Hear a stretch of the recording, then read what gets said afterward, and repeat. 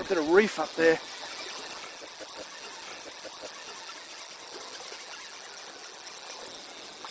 They might be untrained guides or trainee guides, but they've still got the wonderful natural eyesight of these islanders. That fish was in quite deep water when it was spotted.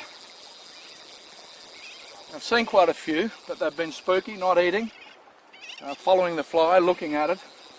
But being the bottom of the tide, they can be quite particular. They can be quite particular. Around that bottom of the tide period, you know, you'll see them and they'll follow the fly and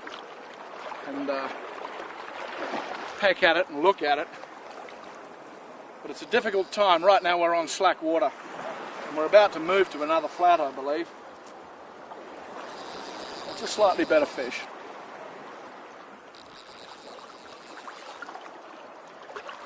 That's a slightly better fish.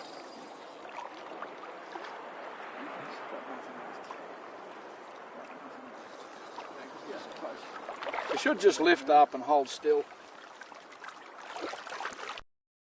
He's not going away yet. These Nonouti bonefish have got a lot of fight.